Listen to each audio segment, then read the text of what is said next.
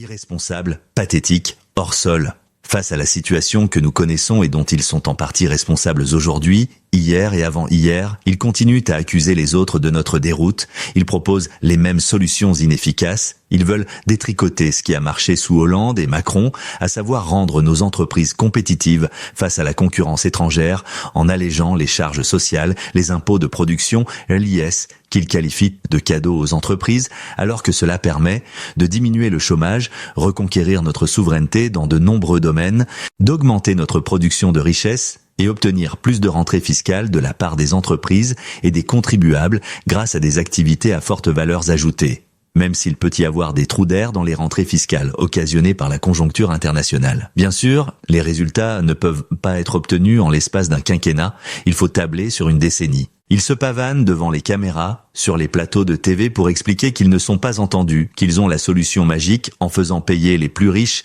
et les entreprises, alors qu'ils manigancent pour faire payer tous les Français et rendre les dépenses des retraites encore plus élevées pour notre pays. Ils jouent à faire de la politique devant les Français qu'ils n'écoutent pas, n'entendent pas, et pourtant, ils ont la prétention d'agir au nom des électeurs qui n'ont pas voté pour des guerres de religion entre la droite, la gauche et les extrêmes. Aucune mesure de bon sens n'est avancée, comme réduire les réglementations et les normes administratives qui pénalisent l'activité créatrice de richesse, drainer l'épargne des Français vers nos entreprises, réduire le millefeuille administratif, les doublons, les ODAC et les comités qui servent à recycler des anciens politiques, responsabiliser les citoyens, réorienter les aides sociales en outils de réinsertion citoyenne, rétablir un impôt régional direct pour donner à nos régions les moyens d'une politique économique, sociale, citoyenne, éducative, scientifique, technologique, des mobilités de recherche, dignes de ce nom, et qui déchargera l'État de responsabilité que les citoyens ancrés sur un territoire piloteront mieux. Il n'y a pas solution miracle, mais rien qu'en les additionnant toutes,